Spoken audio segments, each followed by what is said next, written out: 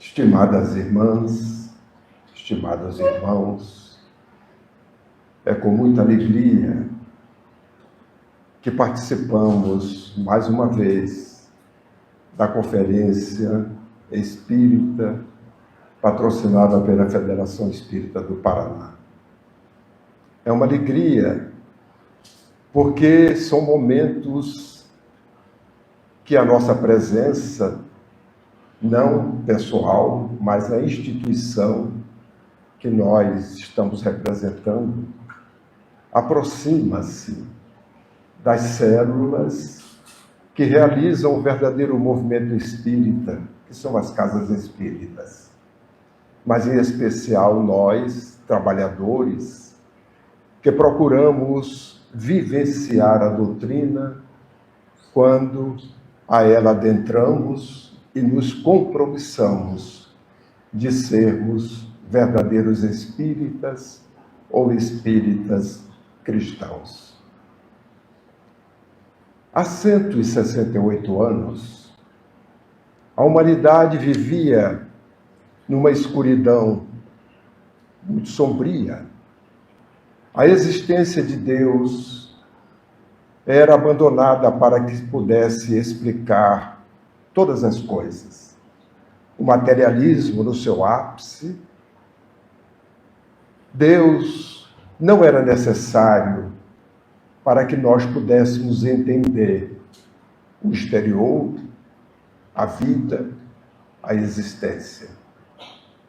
E é justamente neste ápice que há 168 anos surge uma nova luz para a humanidade. Um sol que veio resplandecer, iluminar esta escuridão sombria. E nós vamos encontrar nas livrarias um livro que é da humanidade, livro dos Espíritos. O livro não é dos espíritas, é de todos nós, espíritos imortais. Naquele momento em que a humanidade, com as concepções a respeito da morte, da vida futura, nós verificamos que os imortais levantaram as lápides dos túmulos e vieram anunciar que eram ministros de Deus e agentes de sua vontade e que estavam ali para instruir e esclarecer os homens, abrindo uma nova era para a humanidade. A partir deste momento, o codificador começou o seu labor, que já havia iniciado, de uma forma, podemos dizer assim, hercúlea, porque o tempo em que ele elaborou a codificação, analisando o contexto da época, os recursos existentes, verificamos que foi um trabalho árduo. Talvez, nos dias de hoje, com todos os recursos, nós não conseguiríamos realizar a obra que ele fez. Desta primeira obra, ele retirou das suas 4 partes outras 4 obras.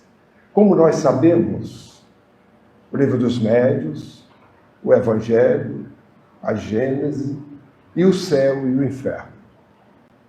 Esta última obra, o Céu e o Inferno, completa 160 anos neste ano de 2025. É uma obra que nos traz a visão da justiça divina à luz do Espiritismo.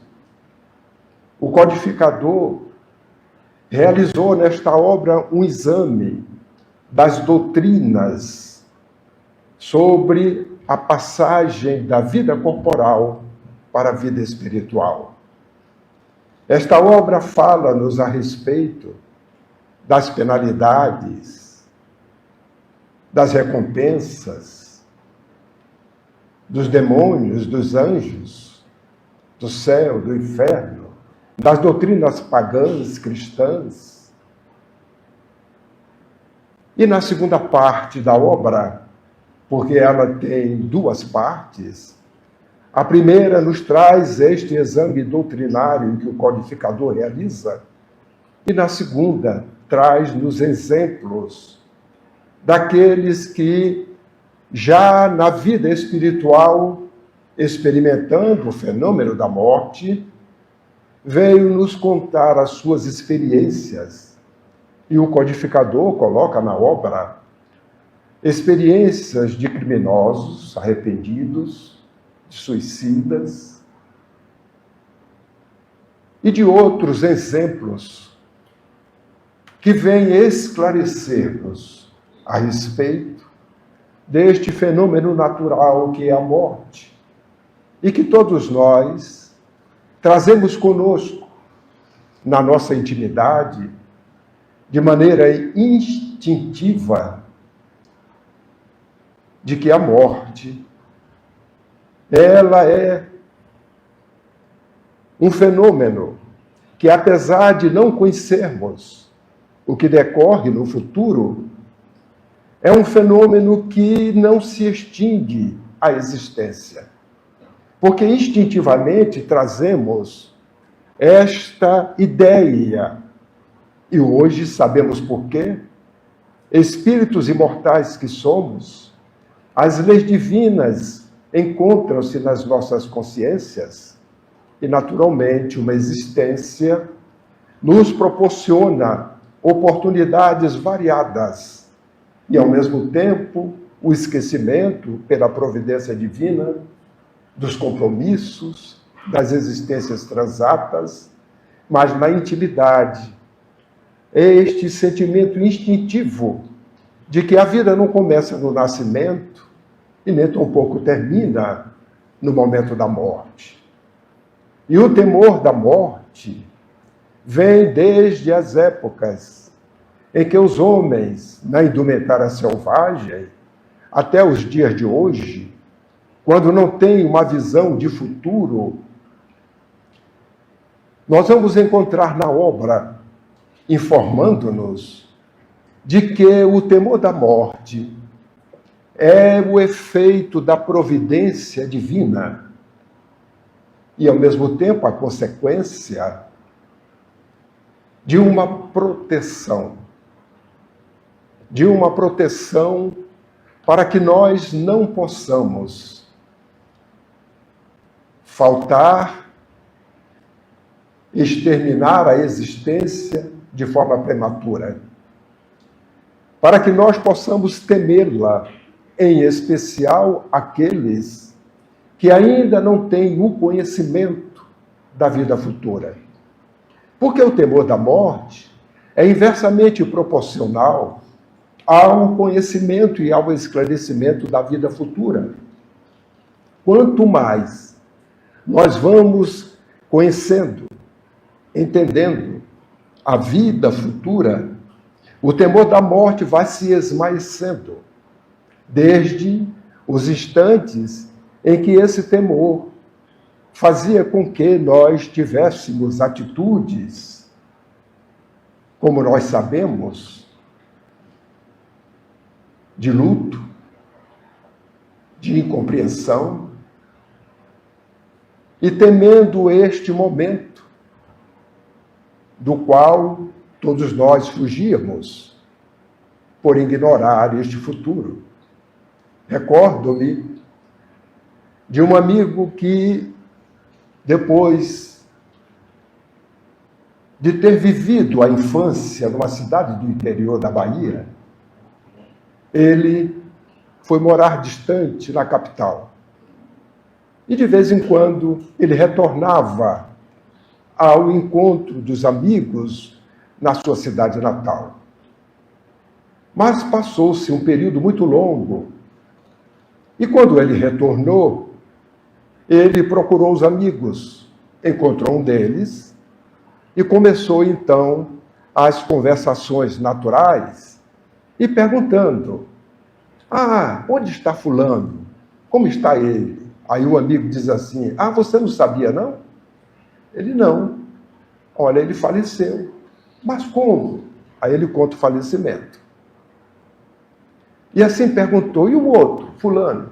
Você também não sabia? Não, faleceu de acidente. E assim ele foi enumerando alguns amigos de infância. Depois de ter perguntado os 2 ou 3, ele chegou para o amigo e falou assim: vamos parar com esse negócio, porque daqui a pouco será eu ou você. O temor da morte. Porque a visão de futuro ainda era ignorada. E nós sabemos que a doutrina espírita veio esclarecer-nos a respeito deste futuro. Um futuro que já foi anunciado há 2000 anos atrás pelo amigo divino, por Jesus, que falava de uma vida futura, de um reino de Deus, que quando ele iniciou o colégio apostolar, no convite individual que fez a eles, a primeira coisa que Jesus recomendou-os era para que eles tivessem a fidelidade ao Pai. Isso significa fidelidade às leis divinas, que naturalmente ele iria, durante a sua vida pública, na sua boa nova, esclarecê-los, retirando-os da ignorância e, ao mesmo tempo, preparando-os para o futuro que eles iriam encontrar. E Jesus, depois de recomendar-lhes a respeito deste aspecto da fidelidade ao Pai, vem falar-lhes a respeito do reino de Deus. Deste reino que é uma obra divina no coração dos homens. Mas para isto, é necessário que tenhamos o conhecimento, o esclarecimento, porque o temor da morte vai se perdendo à proporção que o conhecimento, o senso moral e a ideia da justiça divina, da aplicação do bem ou do mal, vai nos ampliando o conhecimento e, naturalmente, o temor vai se esmaecendo. Nos dias de hoje, para nós espíritas, falar deste tema é uma história da carochinha. Porque o que nós imaginamos, o espírita não teme a morte. Será isto mesmo? Tem alguém aqui que teme a morte? Porque a morte para nós, ela já não é aquilo que ao longo dos séculos e dos milênios fomos condicionados. Apesar de há 2000 anos nós termos tido entre nós o exemplo mais significativo, o espírito mais puro, o espírito que trouxe para nós a exemplificação das leis divinas de forma inigualável. Há tanto de que a resposta dos imortais a Kardec é de que ele é guia, é modelo, e hoje já sabemos que ele é o governador espiritual deste habitat que o Pai colocou para o nosso progresso intelecto moral. A morte cada vez mais se esmaece. E o interessante é de que este sentimento é inato, que de forma geral, ele é muito maior do que aquele sentimento de crer no nada. E todas as religiões admitem a imortalidade, porque este é um sentimento inato que nós trazemos conosco, a ponto de, quando fazemos uma análise muito rápida sobre as religiões, observamos que todas elas admitem a existência após o fenômeno da morte. Faz-se missa, para alguém que já morreu.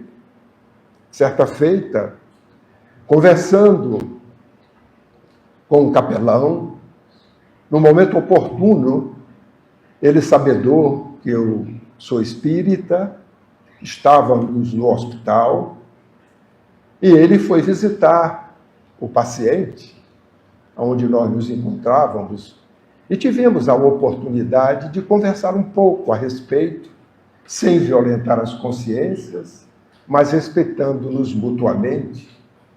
E em determinado momento, eu perguntei para ele, porque a conversa veio justamente sobre essa questão da vida futura.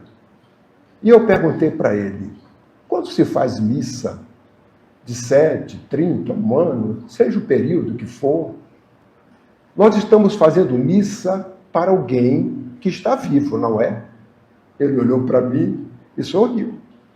Porque eu disse para ele, se nós estamos fazendo uma missa para alguém que desencarnou, e se este alguém não está vivo, nós estamos enganando aqueles que estão ali, em busca de uma oração. E aí ele veio, foi baixando a cabeça, falando sim, e depois ele me declarou que realmente a existência após a morte é um fato. E que a única coisa que eles não têm certeza é como é a vida após a morte. Quando nós analisamos outra religião, dizem de que após a morte fica-se dormindo, aguardando um momento em que Jesus vem acordá-los. Ora, se após a morte nós estamos dormindo, é sinal que continuamos vivos. E se assim formos analisando as diversas religiões, nós vamos encontrar este ponto comum. Após a morte, a vida. Qual é a diferença? A explicação de como é a vida.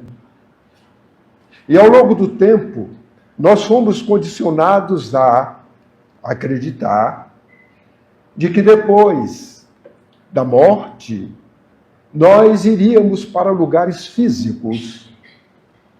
Alguns lugares em regiões mais baixas, outros em regiões mais altas. E classificaram estas regiões como sendo inferno, purgatório, Campos Elíseos, Olimpo. Olimpo é o lugar dos deuses, aqueles que chegaram à perfeição. Os Campos Elíseos, para aqueles que são felizes. O purgatório é uma transição. E o inferno, para aqueles que viviam em regiões acaloradas, é um inferno de fogo, de calor.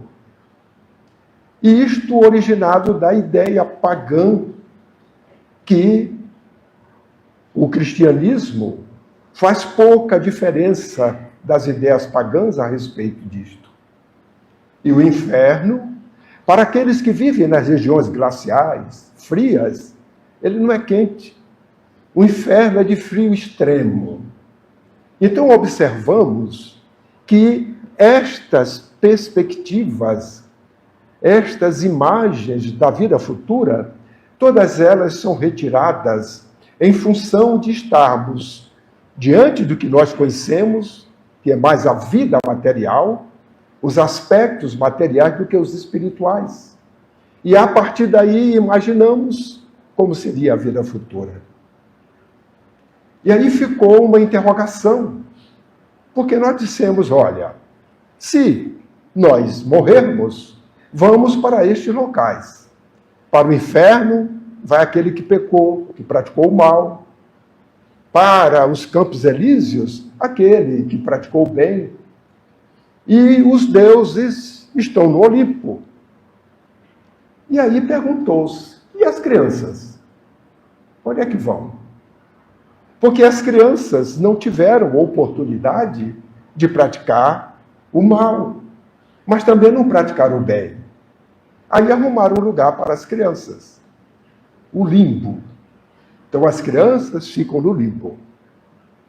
E além do mais, os selvagens, que não foram batizados, agem de forma instintiva, natural. Onde é o lugar deles? Aí disseram também que era no limbo. Agora, o pior de tudo é de quem ia para o inferno, ia ficar lá eternamente. Então, a vida futura foi colocada para nós neste condicionamento. Até os dias de hoje, ainda há resquícios deste entendimento, mesmo havendo o desenvolvimento da ciência e hoje esclarecimentos a respeito de maneira muito clara e direta. Jesus, há 2000 anos, tudo o que ele diz, ele fez.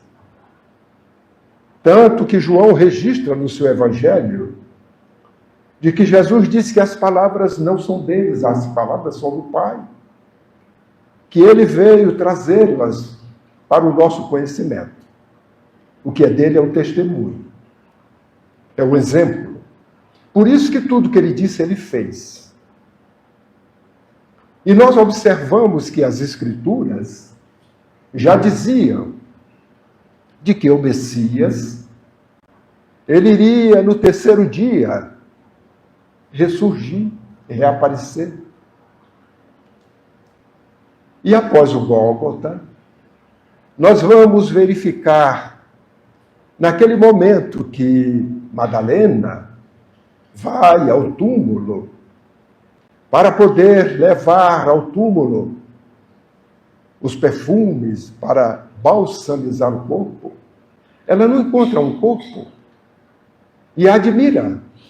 Imagina que tiveram, ou que houve alguém que levou o corpo de Jesus. Quando ela observa a presença de alguém, que ela imagina ser um dos soldados que tomava conta daquele túmulo. Mas quando ela vira e observa a surpresa, Rabone, e Jesus dialoga com ela, como sabemos, pede a ela que não o toque, porque ele ainda não foi ao Pai, mas que ela retornasse aos amigos que se encontravam temerosos num ambiente fechado, com receio de que também fossem levados ao holocausto, à crucificação. E ela sai, exitosa, alegre, chega eufórica no ambiente, e ali fala que Rabone, ele está vivo, ele surgiu. E sabemos que Jesus ressuscitou para dar aos discípulos uma fortaleza, para que eles pudessem continuar a sua boa nova. Porque com a crucificação de Jesus, eles ficaram perdidos. Como será agora? O que vamos fazer? Dispersaram, exceto João, que naquele momento, junto às mulheres que seguiam, inclusive Maria, se aproxima dela, sem dizer uma palavra, no momento da crucificação, e toca levemente o seu ombro. Ela o olha, e o sentimento do olhar de um para o outro, o abraço fraterno, disse mais do que 1000 palavras que ele pudesse falar. Exceto João, os demais se espalharam com receio, com medo. Mas naquele momento se encontravam reunidos. E quando ela chega, e que diz que Rabone havia ressuscitado, que ela havia visto Jesus, eles, naturalmente, diante da imperfeição própria, começaram, então, a criticá-la. A ti, a você, Jesus apareceu? Por que não apareceu ao discípulo amado, que era o João? E Jesus chamava João de discípulo amado, não era porque ele era o mais jovem, é porque dentre os 12, João era aquele que havia desenvolvido o amor ao longo das reencarnações passadas, com maior intensidade do que os demais. E aí ele diz, e por que então não apareceu a João, que era o discípulo amado, ou a sua mãe? E começou então aquelas críticas a ela, porque sabemos que Maria de Magdala, naquele momento que ali já estava com Jesus, a sua vida anterior era uma vida de companhias espirituais, que na realidade levava a ter uma vida no prostíbulo, cuidando de mulheres, satisfazendo a sensualidade naqueles dias onde era muito admirada por aqueles homens que na realidade se utilizavam destes comportamentos. E aí a crítica a ela é quando a mãe de Jesus, Maria, levanta a voz e diz, Maria, eu acredito em você. Aí todos calaram, em respeito. Passa-se o tempo e Jesus aparece a eles. Da mesma forma que eles ainda estavam circunscritos àquele ambiente, Jesus os cumprimenta e eles ficam em dúvida. É o Espírito, é Jesus? E na realidade identifica que é o Messias. Essas aparições de Jesus têm dois objetivos no nosso entendimento. O primeiro deles era demonstrar a eles de que a morte não existe, que não devemos temer.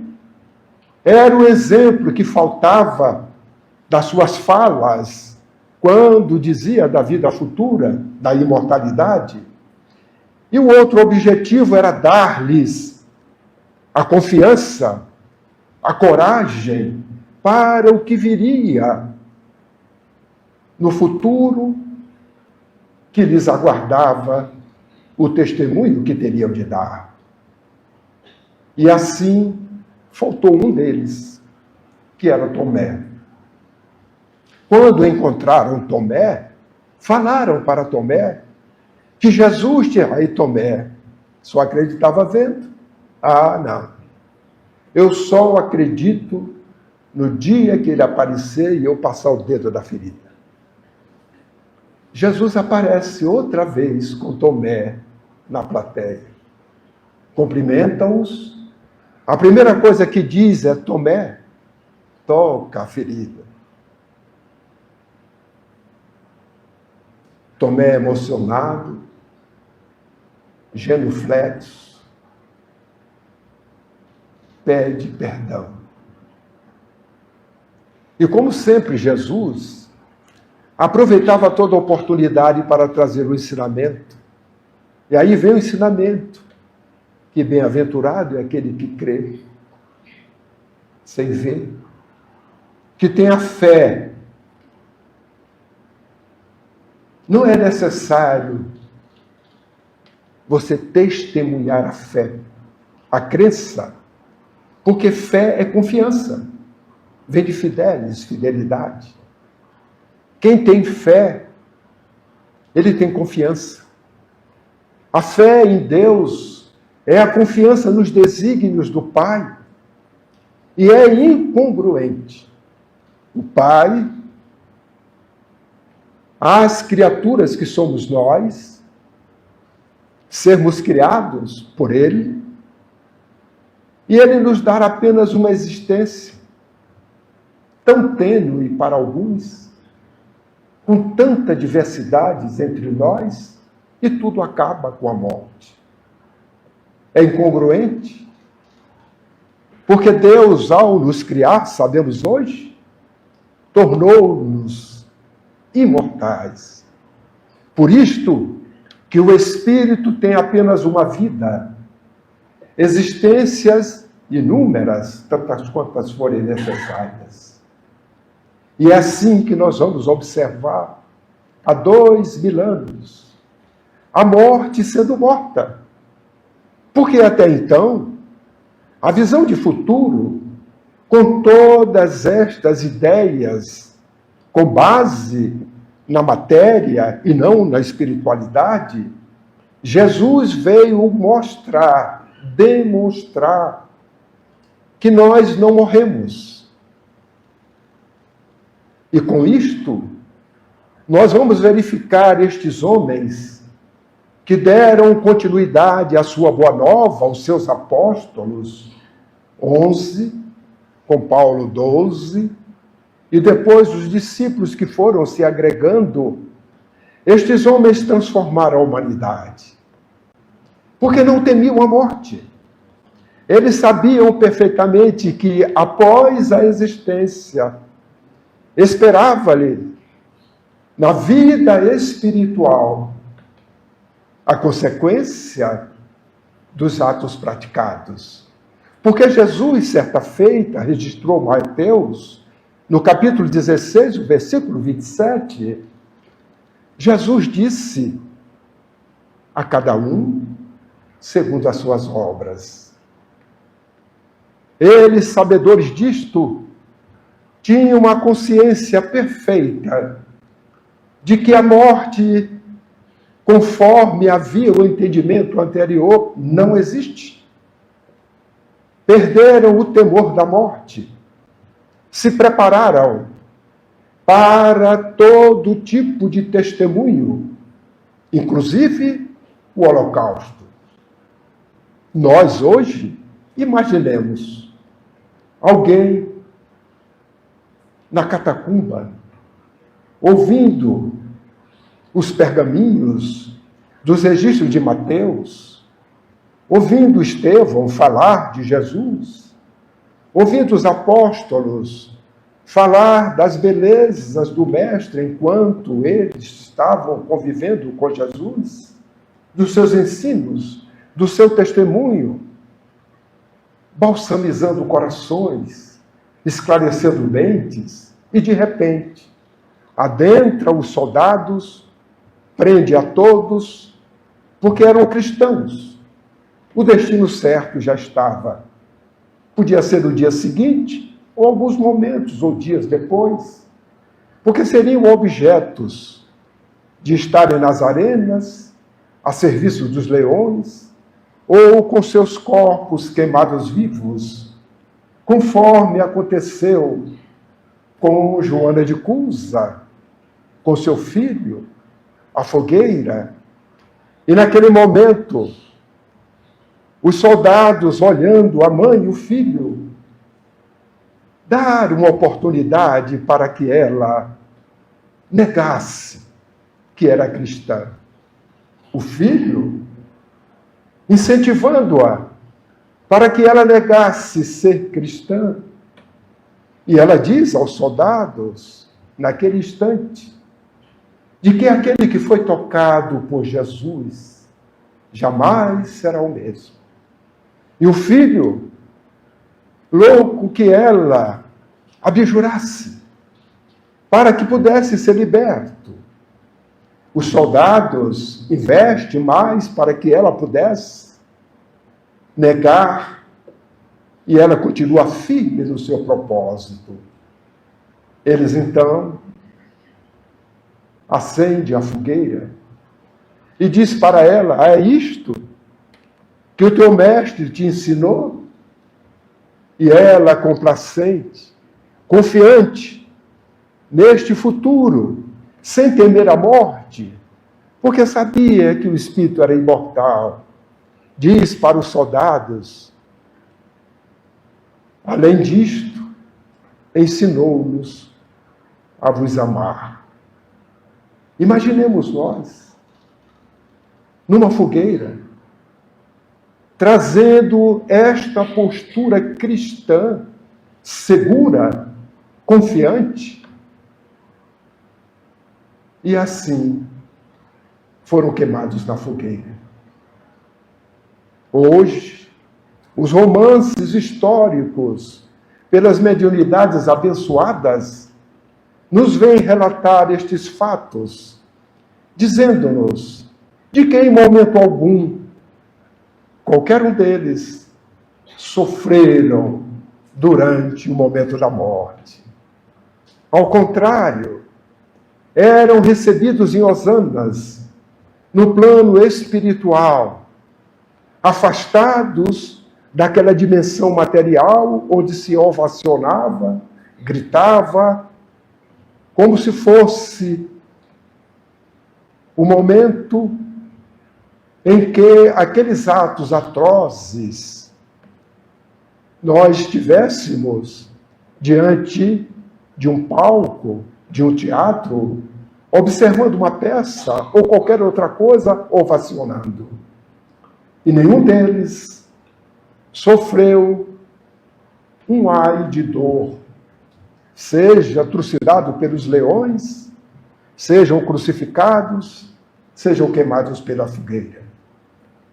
O temor da morte já não existia para os cristãos, os verdadeiros cristãos, que quanto mais eram perseguidos, quanto mais eram mortos em holocaustos, a doutrina do Cristo se espalhava, a ponto de que 300 anos depois, exatamente 313 anos, a doutrina cristã já estava no norte da África, na Ásia Menor e na atual Europa, se expandindo cada vez mais, até que o Império Romano verificou que não valia a pena mais levar os cristãos ao Holocausto. A partir daí, a pureza, a pulcritude da mensagem de Jesus, ela foi mesclada. Perdeu-se toda a pureza, porque os costumes, os hábitos pagãos, o povo hebreu, na realidade, era um oásis no deserto pagão, ou era uma ilha no oceano pagão em sua volta. E a partir daí nós vamos observar que, mais tarde, o que se chamou de cristianismo estava já mesclado com batismo, oráculo, imagem, que nós não observamos nos evangelhos Jesus utilizasse de outro templo a não ser a natureza, de nenhuma imagem. Foi batizado, mas não batizou ninguém. A mulher com um pano na cabeça para poder, diante das imagens, orar. Costumes pagãos. E, naturalmente, céu, inferno, purgatório, limbo, campos elíseos, tomou de volta. Apesar da morte ter sido morta por Jesus, retorna um outro momento em que o temor da morte veio fazer com aqueles que nos antecediam, éramos obrigados a vestir o luto, chorar e passar dias em tristeza. E assim foi a humanidade. Quase 2000 anos depois, nós vamos encontrar a doutrina espírita chegando até nós para esclarecer esta realidade da imortalidade, mostrando-nos e resgatando a pureza do Evangelho de Jesus, de que a morte não existe. A morte é um fenômeno natural, é um portal que nos conduz de uma dimensão para outra dimensão. Da mesma forma que o portal do nascimento nos conduz de uma dimensão para a dimensão existencial. E que a existência tem um propósito. E que ela inicia com o nascimento, o espírito tomando a posse de uma indumentária nova, numa dimensão material mais densa, e de que a morte nada mais é do que o retorno à verdadeira vida. E de que nós, espíritos imortais, temos em cada existência um propósito.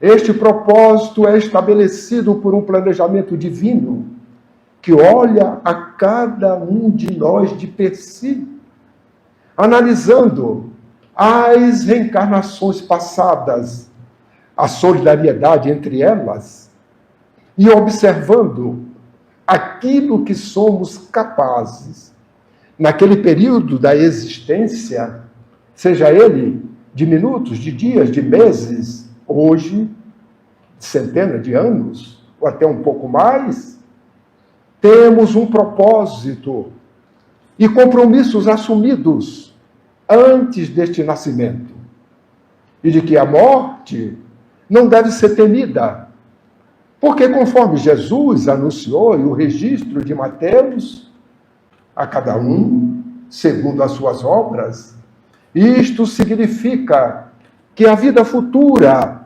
já não é mais obnublada pela ignorância. O véu foi aberto e nós temos a clareza de como ela é realmente. Porque, com o advento da doutrina espírita, foram eles os imortais que vieram dizer como é a vida no plano espiritual. Por isso que a doutrina espírita é a única que explica realmente como é a vida na verdadeira vida. Porque as demais têm conjecturas, não têm a certeza daquilo, se aproximam nas suas ideias desta vida futura e naturalmente temem a morte porque estão diante do ignoto. O que é que vai acontecer? Nós não. Nós sabemos exatamente o que vai acontecer.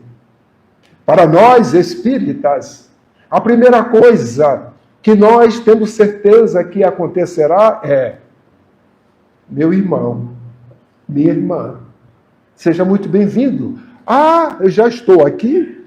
Sim. Não há surpresa.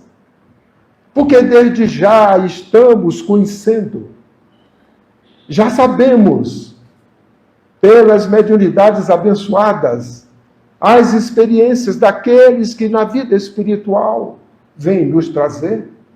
Além do mais, a relação entre nós e os espíritos é tão próxima que nós conversamos com eles. Alguns de nós, dotados da mediunidade mais ostensiva, veem esses espíritos com tanta facilidade que às vezes sentem dificuldade, enquanto não educam a sua mediunidade, de distinguir se é encarnado ou desencarnado. E sentem dificuldades até que o estudo, a educação, vai fazê-los compreender que essas duas dimensões se interagem, estão próximas, agora mesmo. Somos quantos aqui? O número X.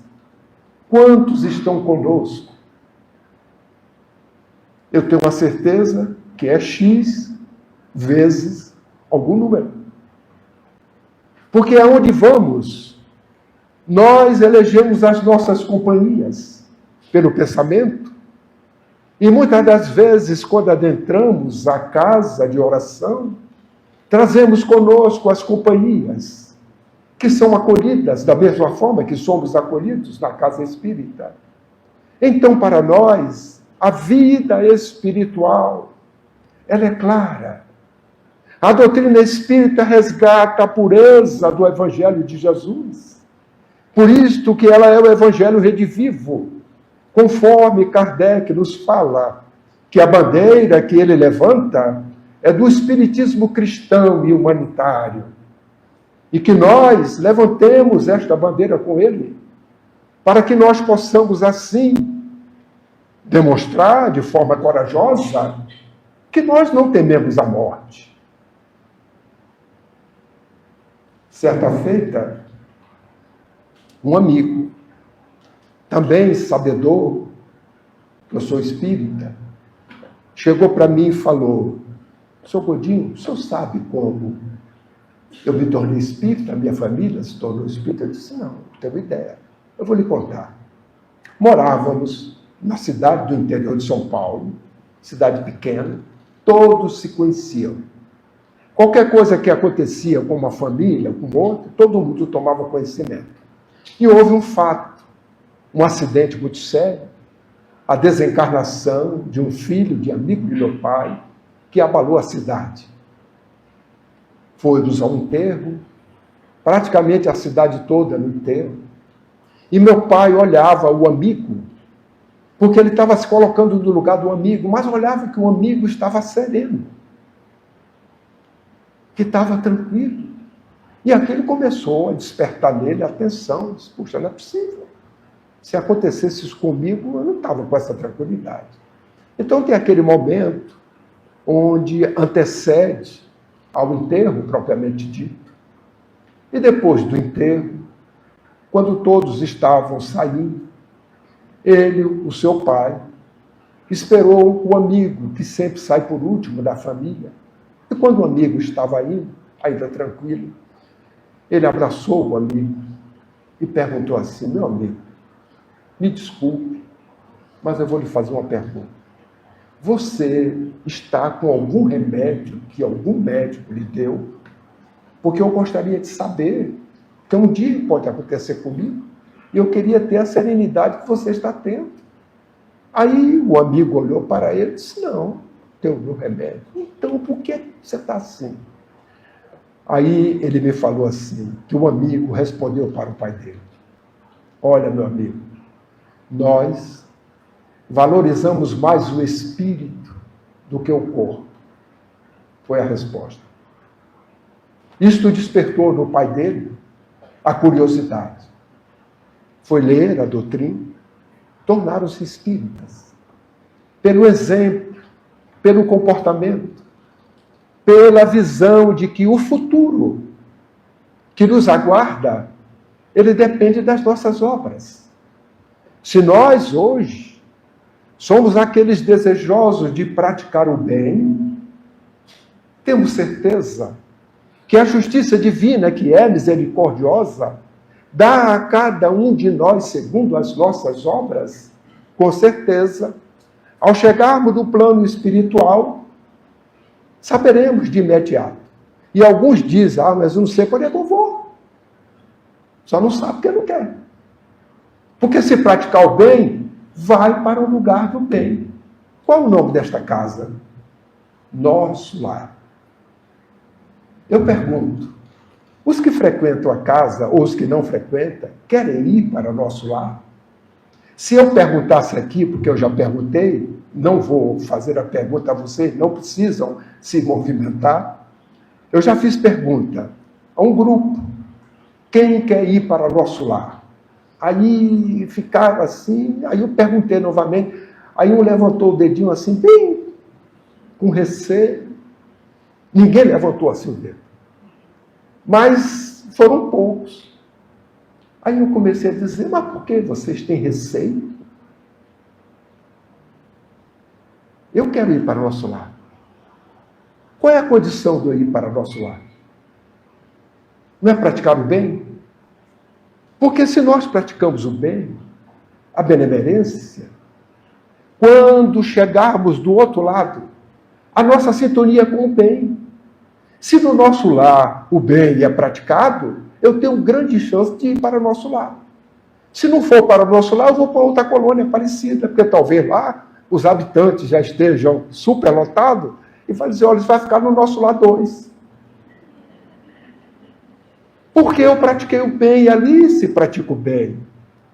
É lógico, a justiça divina. Mas como nós somos ainda perfectíveis, e nós temos alguns equívocos. E nós imaginamos, não, eu não vou não, porque eu pratico bem, mas aí a gente vem trazer aqueles equívocos. Manuel Filomeno nos avisa de que nós devemos nos dar o direito do equívoco, do erro, porque nós não somos perfeitos. Quando nós erramos, nós começamos a nos autopunir, a nos analisar como se fosse perfeito e não pudéssemos errar. Então, ele diz que nós devemos nos dar este direito. Entretanto, não devemos ser recorrentes. Se errarmos, vamos aprender com o erro. Se aprendermos com o erro, tirarmos a boa parte, a oportunidade daquele mesmo erro pode surgir, mas nós não vamos mais errar. Eu posso ter outros erros. É sinal que eu estou progredindo. E o interessante é que Jesus nos ensinou isso. De uma forma muito tácita, silenciosa. Naquele momento em que ele, com a cruz aos ombros, se dirigia ao Gólgota, e quem vai visitar a Palestina, certamente aqueles que vão conduzir, os turistas que conduzem, vai dizer assim, olha, aqui foi o caminho que Jesus andou para o Gólgota. Esse aqui é um ponto que ele caiu, porque ele caiu várias vezes, né? Ali ele caiu, lá ele caiu, lá ele caiu. Qual é o ensinamento que Jesus nos traz nesse caminhar? Os benfeitores nos esclarecem, dizendo-nos de que Jesus caiu sim, mas ele não se prostrou na queda. Ele caiu, mas levantou. Eu imagino que Jesus poderia levitar até e levar aquela cruz e até se auto-crucificar. Ele assim não fez para nos ensinar. Ele caiu, levantou. Primeiro ensinamento. A queda faz parte da caminhada. Eu estou indo para um objetivo, é a crucificação. O espírito imortal tem um objetivo na sua caminhada que é a perfeição. Nesta caminhada, a gente cai, mas a gente levanta, aprende com o erro e continua andando. Aí cai ali na frente. É um outro erro. Não é mais aquele. Levanta, aprende e prossegue. E nós vamos caindo tantas vezes quanto é necessárias e a proporção que nós vamos caindo e vamos aprendendo, as quedas vão diminuindo até o dia que nós chegaremos à perfeição, fiéis à lei divina, como Jesus, que não cometeu equívocos. Mas na caminhada apareceu um sirineu. Sirineu porque ele era da região de Cirinéia. O seu nome era Simão. E aí, aquele soldado, quando chicoteava Jesus, ao observar o semblante do Cristo, o olhar do mestre para ele, ele ficou tocado de misericórdia. A lei previa que aquele que conduzia a cruz poderia ser ajudado. E ele então chama aquele sirineu, que era um agricultor, que ali estava, e diz a ele para ajudar Jesus. E o sirineu vai ajudar.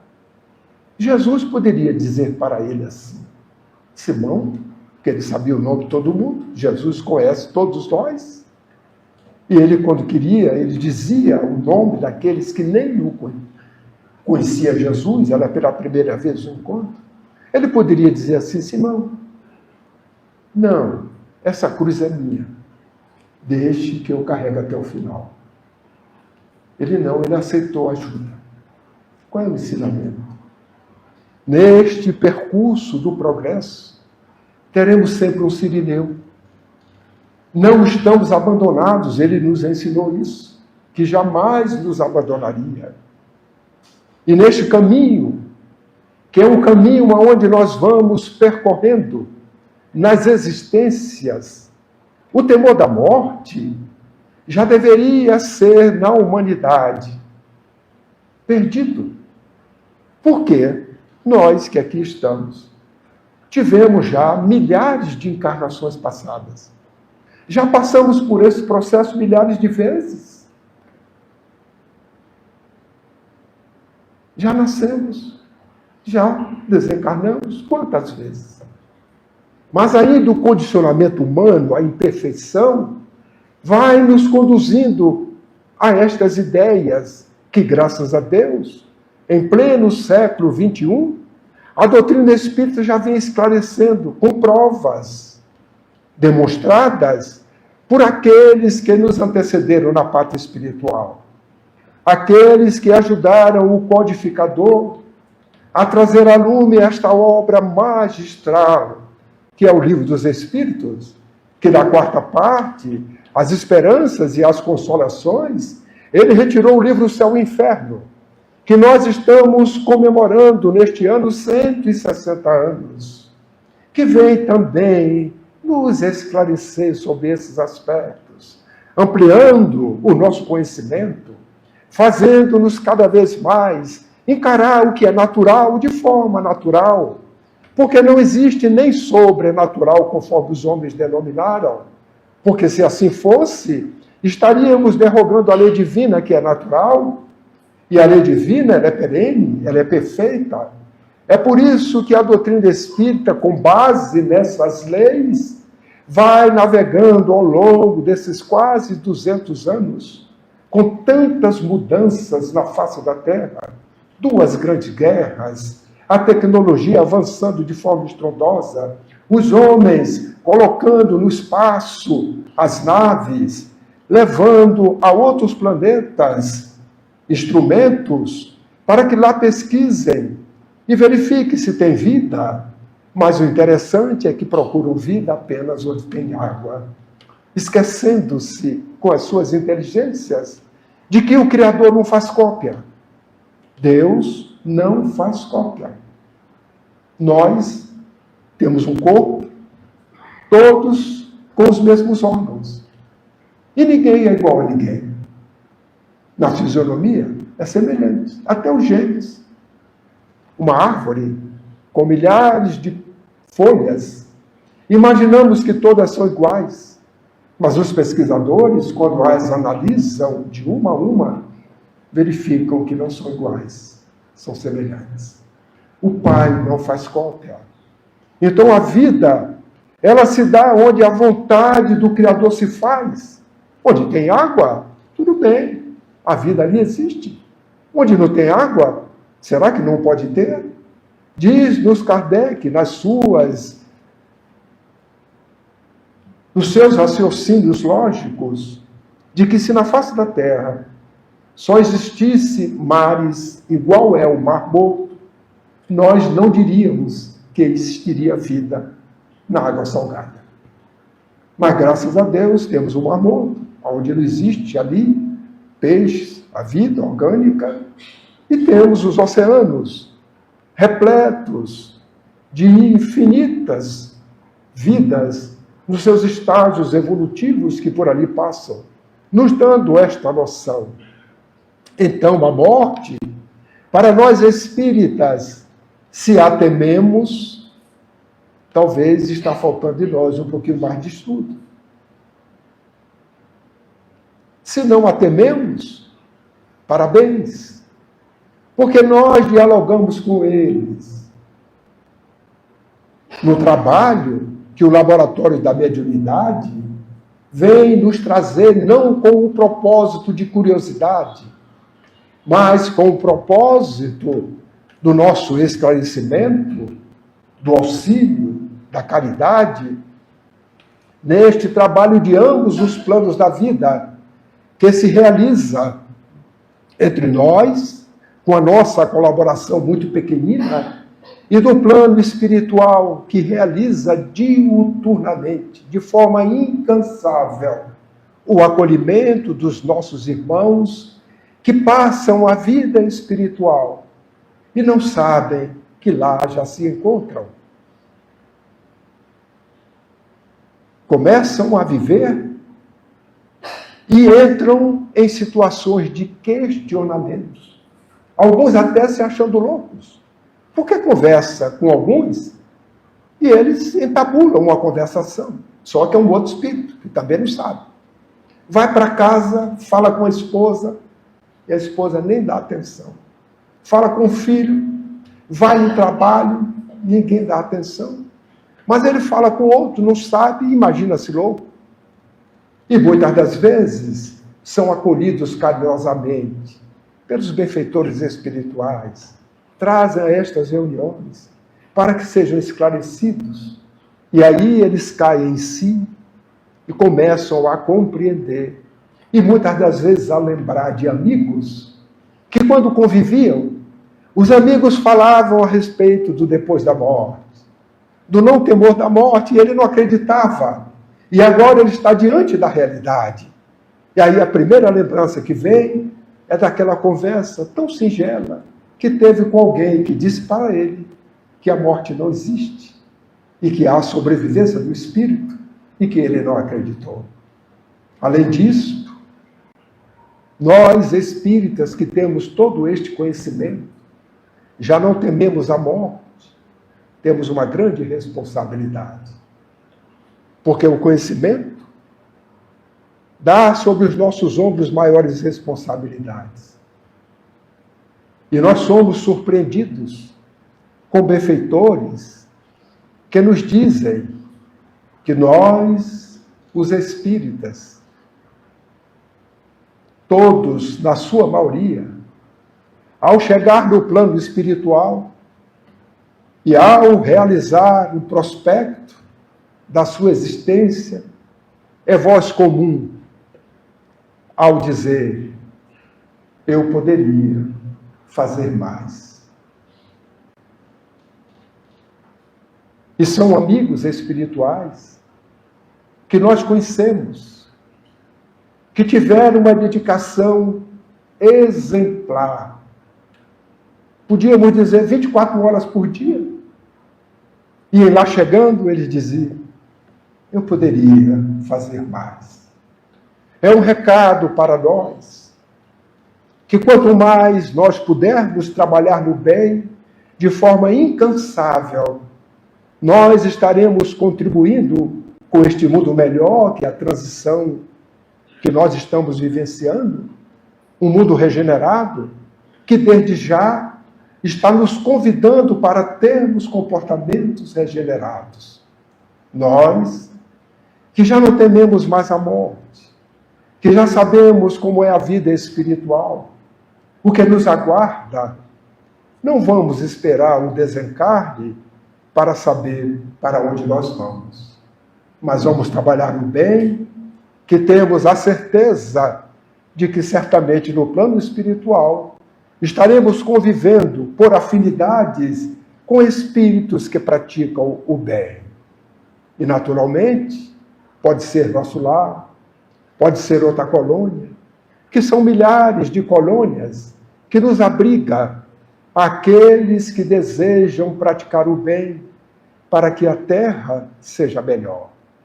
Mesmo diante da conjuntura atual, que é difícil, mas não esqueçamos, antes de nascer, nós pedimos para protagonizar estes dias. A bondade divina nos concedeu. E nós estamos diante da oportunidade do testemunho para podermos vencer a nós mesmos e chegarmos ditosos no plano espiritual, porque tivemos o Evangelho de Jesus como roteiro. E o Evangelho de Jesus hoje, ele é entendido de forma clara e direta pelo Espiritismo, que vem nos explicar as alegorias, o ensino moral de Jesus, as predições, os milagres, de uma forma tão clara que nos faz entender o contexto da época e o texto, retirando dele o espírito da letra, para que nós possamos aplicar em nossas vidas estas palavras de vida eterna que Jesus legou à humanidade com a sua boa nova. Nós temos muitas responsabilidades pelo conhecimento que já detemos. Mas Emmanuel nos diz que deter o conhecimento é muito fácil. Agora, possuir o conhecimento é difícil. Porque é uma diferença entre deter e poder. poder ter e possuir. Porque para possuir o conhecimento é necessário que nós apliquemos o conhecimento. Senão nós não temos posse dele. Formei-me e sou um cirurgião, mas nunca fiz uma cirurgia. Sou um teórico. Eu detenho o conhecimento, mas eu não possuo o conhecimento. É preciso a prática, o exercício. Assim somos nós. Conhecemos uma doutrina divinal, conhecemos o Espiritismo, o Evangelho de Jesus. Resta-nos apenas o testemunho. Vencer a nós mesmos, sem temer a morte, mas também sem buscá-la. Porque nós sabemos que o desejo de morrer é uma intenção que aquele que é esclarecido não deve ter. Porque a morte é a existência que foi extinguida pela vontade do Criador. Da mesma forma que a vontade do Criador nos deu a oportunidade do nascimento. Cabe-nos, até o final, nos últimos momentos, no último suspiro, estarmos confiantes, praticando o bem, de que o que nos aguarda no futuro é segundo as nossas obras. Esta é a justiça divina, a cada um, segundo as suas obras. Então, que Jesus nos abençoe, nos fortaleça, que o temor da morte não faça parte de nós e que os nossos testemunhos possam demonstrar àqueles que temem a morte, pelos nossos exemplos, que nós não a tememos, porque o futuro que nos aguarda é um futuro promissor, mesmo que equívocos tenhamos cometidos, mas a intenção, a vontade de acertar, o somatório, o resultado é mais positivo do que negativo. E assim nós vamos prosseguindo, caindo aqui, levantando, caindo mais à frente, levantando, cada vez mais errando menos, na destinação da perfectibilidade. Porque Jesus diz, sede perfeitos, como perfeito é o nosso Pai. Muita paz e gratidão pela atenção.